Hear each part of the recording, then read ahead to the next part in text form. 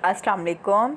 मैं हूँ राहिला अज़हर और मैं आपके लिए मज़ेदार, इंटरेस्टिंग और सबक आमूज़ कहानियाँ लेकर आती हूँ। तो हमारी आज की कहानी का नाम है अश्क-ए निदामत और इसकी राइटर हैं हया बुखारी।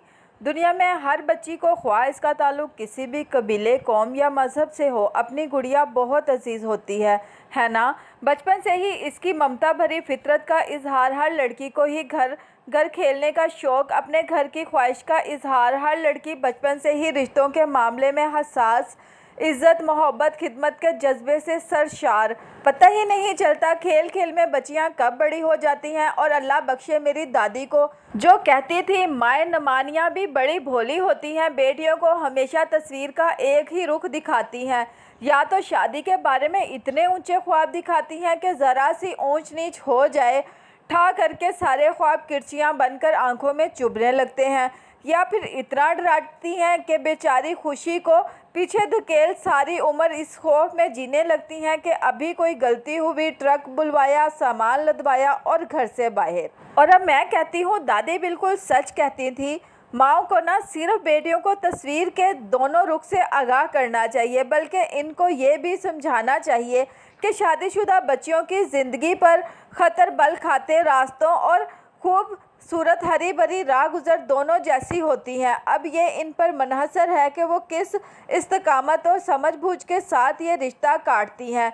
बदगुमानी और गलत फहमियों के पथरीलों से ठोकर खा कर, गिर गिर कर या संभल कर, या माफ़ी और खलूस के फूल संभाले, इज़्ज़त से सर उठाए। और यकीन कीजिए दूसरी राह आसान है, क्योंकि ठोकर खाकर संभलना हर किसी का मुकद्दर नहीं होता। शादी की पहली रात ही मुझे मालूम हो गया था कि मेरी सास किस कदर सख्त और हाकमाना मिजाज की मालिक हैं।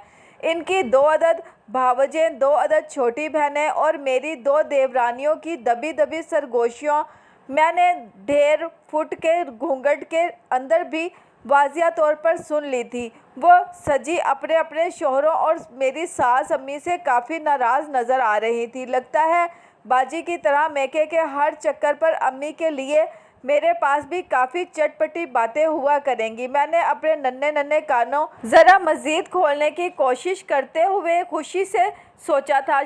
बाजी की शादी भी एक बड़ी फैमिली में हुई थी और हर दफ़ा घर आने पर वो ससुराल के किस्से और शिकायत यूँ मज़े लेकर बयान करती कि मुझे भी हसरत रहने लगी। अम्मा मैं तो कहती हूँ अपनी कुरातुलैन की शादी मत करना, नौकरी करवा लेना बस। अरे किसी ऐरे गैरे को नौकरी से तो बेहतर है अपनी हुकूमत की नौकरी कर ले।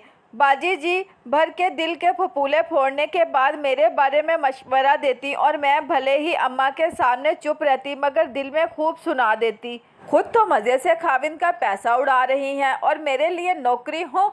मैं दिल ही दिल में गुस्सा निकालती, हाय अल्लाह ना करे कि मेरी ऐनी बैठी रह जाए, मेरे बाद भाभियाँ बर्दाश्त करेंगी इसे। शोहर तो फिर भी शोहर होता है, भाई तो शादी के बाद पराया ही हो जाता है। अम्मा शुक्र है इनकी बातों में कभी ना आती थी। अलबत्ता इनकी बातों से भाई मुझे अभी से पराए लगने लगे थे। और फिर बाजी के खूब मना करने के बावजूद मेरी भी लॉटरी ले ली अम्मा ने।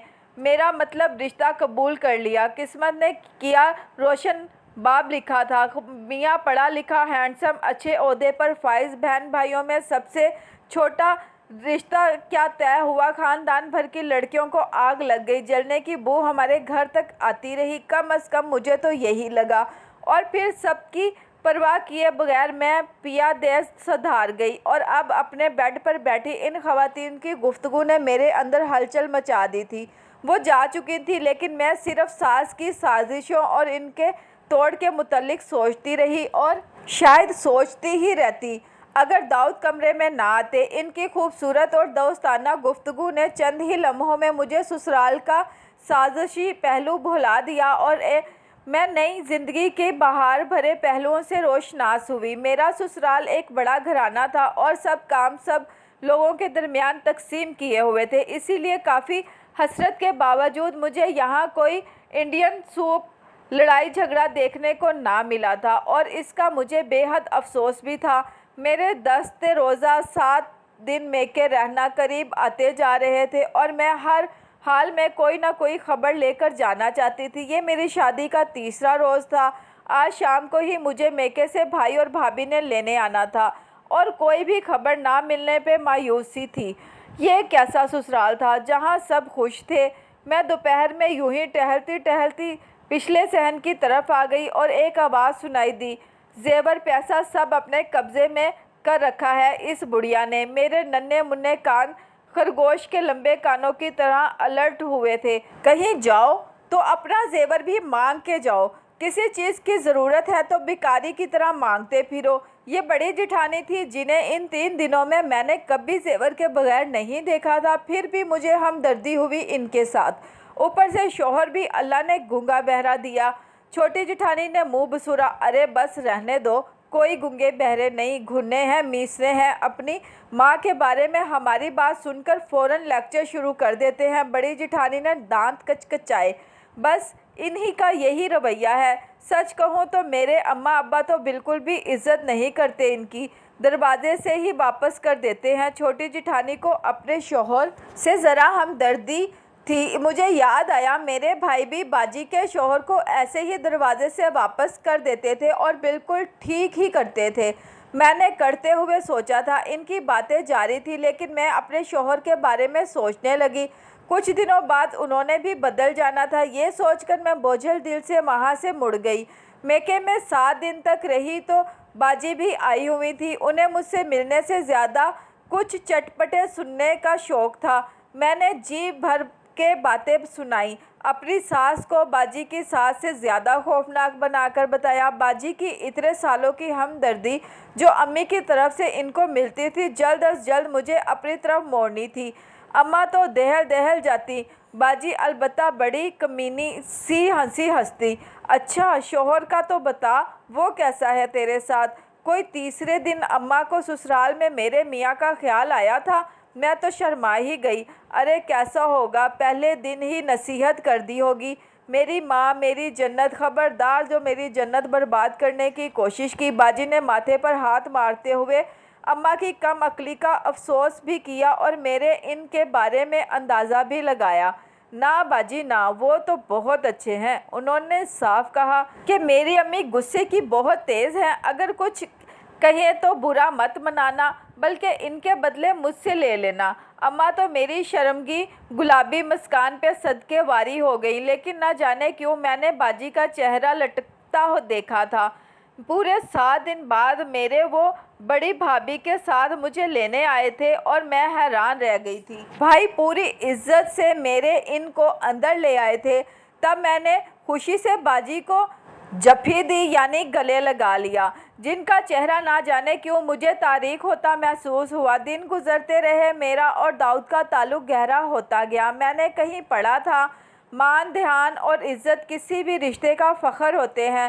داؤد نے مجھے یہ فخر عطا کیا تھا۔ ساس امی مزاج کی واقعی ہی سخت تھیں، ان کے میکے سے لے کر سسرال تک بس ان کی ہی چلتی تھی۔ انہیں ہر بات پہ ٹوکنے کی عادت تھی، تنقید کی عادت تھی، نہ جانے کیوں کبھی کسی کی کوئی چیز یا کام انہیں پسند نہیں آتا تھا، یا پھر شاید تعریف کا لفظ ان کی سرشت میں نہیں تھا۔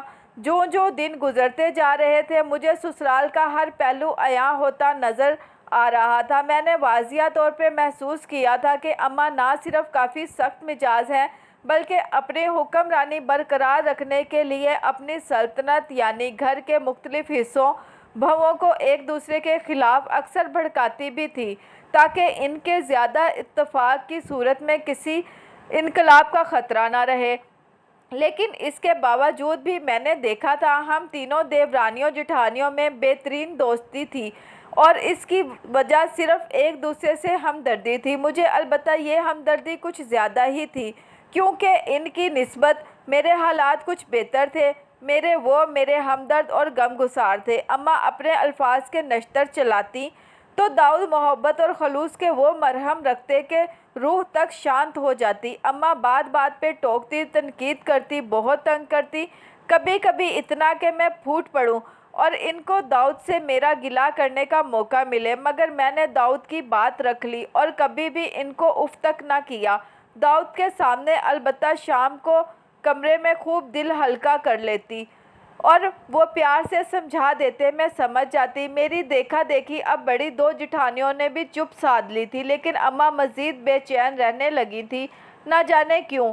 8 ماہ کیسے گزر گئے۔ پل جھپکتے میں داؤد میری سالگرہ پہ میرے لیے شفون کا ایک بہترین سوٹ لائے تھے۔ ان کے آفس سے آنے میں کافی وقت تھا۔ میں اپنے حصے کا کام نمٹا کر بہت دل سے تیار ہوئی۔ انہوں نے وعدہ کیا تھا کہ شہر کے مشہور گول گپے کھلانے کے بعد دریا کنارے سیر کو بھی لے جائیں گے، اور پھر امی کے گھر بھی۔ میں بے حد خوش تھی۔ ہلکا سا کاسنی سوٹ پہنے، ہلکی سی جویلری پہنی اور لبوں پہ لائٹ سی لپسٹک، خود میں مگن میں گلے میں دوپٹہ ڈالے یوں ہی باہر نکل آئی۔ سامنے ہی اماں تخت پہ نماز پڑھ رہی تھی۔ میں مسکراتے ہوئے ان کے قریب جا ٹھہری۔ آج تو اماں ضرور میری تعریف کریں گی، مجھے یقین تھا۔ اماں نے سلام پھیرا اور مجھ پہ نظر پڑتے ہی ان کا منہ واقعی کھل گیا، لیکن میری تعریف میں نہیں، میری کردار کشی میں۔ انہوں نے میری روح کے وہ بکھیے ادھیڑے کہ میں رو بھی نہ سکی، بس پتھر ہو گئی۔ اچھی طرح جانتی ہوں میں تیرے چوچلے، ایک تو بیٹے کو ہاتھ میں کر لیا، دوسرے آوارہ عورتوں کی طرح تیار ہو کر آ گئی۔ اماں تو جذباتی انداز میں چیخنے لگی تھی۔ کاش کاش اماں تیری ایک بیٹی ہوتی۔ میں بھی چلا اٹھی تھی اور روتے ہوئے کمرے کی طرف بھاگ گئی، اور اسی وقت داؤد بھی گھر آ گئے۔ اماں جائے نماز پہ بیٹھی تھی، فوراً رونے لگی، سینہ کو بھی کرنے لگی۔ میرے وہ حیران پریشان، پھر صرف 15 منٹ بعد وہ میرے کمرے میں آ گئے۔ تم نے اماں سے کیا کہا ہے؟ ان کا لہجہ سخت، اور میں پہلے سے چوٹ کھائے ہوئے تھی۔ بس پھر تو جو ہماری تو میں ہوئی، نہ وہ اس بار محبت بھرا مرہم رکھ رہے تھے، نہ میں آج اتنے ماہ میں پہلی بار ان کی تسلی کے بنا اپنا دکھ بھولنے والی تھی۔ اور پھر انہوں نے کہا چلی جاؤ یہاں سے، اور میں فوراً چادر لپیٹ کر خالی ہاتھ وہاں سے نکل کے اماں کے گھر اپنے میکے آ گئی۔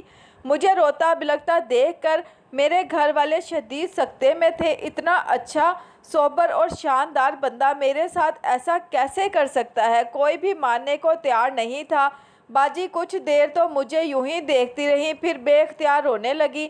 میں سمجھی میرا درد، میرا دکھ ان کی زندگی سے کئی زیادہ بڑا ہے۔ شاید تب ہی میں اور پھوٹ پھوٹ کے رو دی۔ اینی، باجی نے اچانک میرے کندھے پہ ہاتھ رکھ دیا۔ میں ٹکر ٹکر دیکھنے لگی۔ ان 8 ماہ میں تیری باتیں کون سہتا رہا وہاں؟ سوال نے مجھے حیران کر دیا۔ وہ صاف جواب تھا، ایک پل بھی نہیں لگا تھا کہنے میں۔ تو ایک دن تم سہ لیتی۔ باجی نے میرے منہ پہ تمانچہ دے مارا تھا۔ وہ روز تمہیں مان دیتا رہا، ایک دن تم بھی اسے دے دیتی، پھر دیکھتی کتنا فخر کرتا وہ بھی تم پر، جس طرح اب تک تم اس پہ کرتی آئی ہو۔ کتنا بڑا سبق بھلا بیٹھی تھی وہ۔ ماں تو ماں ہے، وہ اسے غلط کیسے کہہ سکتا تھا؟ لیکن غلط ہو ضرور سکتا ہے۔ اینی، تم یہی سوچ کر معاف کر دیتی اسے تو وہ وہیں ٹھہر جاتا۔ ماں نے زندگی میں پہلی بار باجی کی بلائیں لی تھی۔ ایک بات یاد رکھنا اینی، میکے آ کر کبھی اپنے ان کی برائی کر کے ان کو ہلکا مت کرنا، ورنہ میرے ان کی طرح تیرے داؤد کو بھی گلی سے ہی واپس جانا ہوگا۔ میں نے تو تجھے دیکھ دیکھ کر اپنے ان کو عزت دینا اور ان کی عزت کرنا سیکھا ہے، پھر تو خود کیوں اتنی آسان راہ چھوڑ رہی ہے اینی؟ اور بس میرے لیے اتنا سبق کافی تھا۔ میں بھائی کے پیچھے بائک پہ بیٹھی ساری انا کو ایک طرف رکھ کے اپنے گھر جا رہی تھی۔ پانی پی لو داؤد۔ بڑی بھابھی کمرے میں آئی تو اس نے سختی سے اپنی نم آنکھیں صاف کی اور گلاس تھام لیا۔ مجھے امید نہیں تھی کہ تم بھی اپنے بھائیوں کی طرح کچے کانوں کے نکلو گے۔ وہ مایوس تھی۔ وہ حیرانی سے انہیں دیکھنے لگا۔ ہم سب جانتے ہیں کہ اماں نے بہت مشکل حالات میں تمہیں پالا، سب کی پرورش کی، بہت سختیاں جھیلی، اور ان کا تم پہ ہم سب سے زیادہ حق ہے، اور ہم سب ہی یہ حق پوری محبت اور عقیدت سے نبھا رہی ہیں۔ اماں کو سب آرام سے رکھتے ہیں، ہر چیز ان کو وقت پہ اور ہاتھ میں مل جاتی ہے، اس کے باوجود بھی وہ خوش نہیں ہوتی۔ پتہ ہے کیوں؟ وہ سوالیہ نظروں سے انہیں دیکھنے لگا۔ کیونکہ تم سب ہمیں ان کی اہمیت سمجھا دیتے ہو، لیکن انہیں یہ نہیں سمجھاتے کہ ان کی زندگی کی سختیوں کا ذمہ دار ہم میں سے کوئی نہیں۔ یہ تو اللہ کی منشا ہے، جسے جیسے چاہے آزمائے، جسے جیسے چاہے نوازے۔ وہ اس کے پاس بیٹھ گئی۔ اور اگر اتنی بھی ہمت نہیں ہے تو تحمل سے ان کی بات تو سنو ضرور، لیکن اس پہ یقین یوں اندھا دھند نہ کرو، تحقیق تو کر سکتے ہو نا۔ داؤد کی آنکھوں سے آنسو جاری ہو گئے۔ اماں جائے نواز پہ بیٹھی تھی۔ داؤد نے دلیل دی۔ یہی بات اماں بھول گئی تھی داؤد۔ بڑی بھابھی نے ٹھنڈی سانس بھری۔ ماں نے جتنی بھی باتیں اینی کو سنائی، اس کے کردار کو اچھالا۔ اینی نے فقط یہی کہا کہ کاش آپ کی بیٹی ہوتی۔ یقین کرو داؤد، یہ کاش ہم دونوں بڑی جٹھانیاں سینکڑوں بار کر چکے ہیں، لیکن دل میں کیونکہ ہمیں وہ مان وہ عزت نہیں دی گئی جو تم نے اینی کو دے رکھی تھی۔ تب ہی اس نے دھڑلے سے کہہ دیا، اور دیکھو تم ہی نے وہ مان ایک پل میں چھین لیا۔ بڑی بھابھی گلاس لے کر چلی گئی تھی اور وہ پھوٹ پھوٹ کر رو دیا۔ میں گھر آ کر سیدھا اماں کے کمرے کی طرف گئی تھی تاکہ معافی مانگ سکوں، اپنا مان، عزت اور فخر بچانے کے لیے ناکردہ گناہ کی معافی مجھے دل و جان سے قبول تھی۔ میں اندر جانے لگی تھی جب میرے ان کی آواز نے میرے قدم روک لیے۔ کیا مطلب اماں؟ ان کی آواز میں حیرانی تھی۔ دیکھ بیٹا، میں سمجھ سکتی ہوں۔ اماں کی آواز میں تعصب اور ہمدردی تھی۔ میں کھڑی رہی۔ جس طرح کی حرکت اور بد زبانی اینی کر کے گئی ہے، تم اسے کبھی معاف نہیں کر سکتے، اور میں تو بالکل بھی نہیں۔ سو اب دل مضبوط کرنا اور کچھ دن اسے وہیں رہنے دینا۔ اچھی طرح سبق مل جائے تب ہی واپس لے کر آنا، اور اگر نہ آئے تو سمجھو ایک بلا سے جان چھٹی۔ تجھے کیا رشتوں کی کمی ہے؟ ابھی بھی لائن لگی ہے رشتوں کی۔ ویسے بھی اس بالش بھر کی چھوکری میں تھا کیا؟ میری آنکھیں جلنے لگی۔ میں نے دروازے کی چوکھٹ تھام لی۔ چکر سے آنے لگے تھے۔ میرا تو سبھی کچھ اس میں ہے اب اماں، خوشی، دل کا سکون، اعتماد، یہ سب کچھ اسی بالش بھر کی چھوکری نے دیا ہے مجھے امی۔ کسی نے میرے کانوں میں امرت گھولا تھا، اور کسی نے کیوں بھئی میرے ان نے میں پورے قد سے کھڑی ہو گئی۔ یاد رکھیے گا اماں، میاں بیوی میں پھوٹ ڈلوانے والے کو اللہ اور اس کے رسول صلی اللہ علیہ وآلہ وسلم نے ناراضی کا عمل قرار دیا ہے، تو جو بنا کسی قصور کے بیوی کا دل توڑ دے، اس کا تو ٹھکانہ شاید جہنم ہی ہے۔ مجھے وہ بے حد عزیز ہے۔ مجھ سے غلطی ہو گئی اور میں اس کی تلافی بھی ضرور کروں گا۔ میں اینی کو لینے جا رہا ہوں، اور میری روح کرب سے آزاد ہو گئی۔ انا جو ابھی بھی مجھے کچھ کچوکے لگا رہی تھی، کرلا کے دم توڑ گئی۔ السلام علیکم، ذرا سا اندر جا کر سلام کر کے میں پلٹ آئی اور اپنے کمرے میں بند ہو گئی، لیکن اس سے پہلے میں نے اپنے ان کے چہرے پر کھیلتی مسکراہٹ اور اماں کے چہرے پہ مایوسی پھیلی صاف دیکھی تھی۔ اس بار میں طے کر کے آئی تھی، مجھے ٹھوکر نہیں کھانی تھی، بلکہ خلوص اور محبت سے اماں کی بدگمانیاں اور خوف دور کرنے تھے۔ محبت کو ہمنوا کرنا تھا۔ ہم نے ایک دوسرے سے گلہ نہ کیا کہ کس نے کیا کہا تھا۔ ہم دونوں نے ایک دوسرے کا بس شکریہ ادا کیا تھا کہ ہم دونوں نے ایک دوسرے پہ اپنا مان ٹوٹنے نہیں دیا تھا۔ رات کے 3 بجے ہیں۔ میری آنکھوں میں اشک ندامت بھی ہے کہ اللہ پر توکل کرنے کی بجائے دل چھوڑ بیٹھی تھی، اور میری آنکھوں میں اشک تشکر بھی ہے کہ اسی پاک ذات نے مجھے پہلی ٹھوکر پر ہی زمین بوس ہونے سے بچا لیا تھا۔ میں سنبھل گئی اور میرے ان سے ناتا جوڑا تھا، تو سوچا آپ سب سے بھی شیئر کر لوں۔ اب مجھے خط لکھنا مت بھولیے گا بھائی، اسی کمنٹس باکس میں مجھے انتظار رہے گا۔ خوشیوں کی دعا آپ کے لیے، اور آپ بھی مجھے دعاؤں میں یاد رکھیے گا۔ اللہ حافظ۔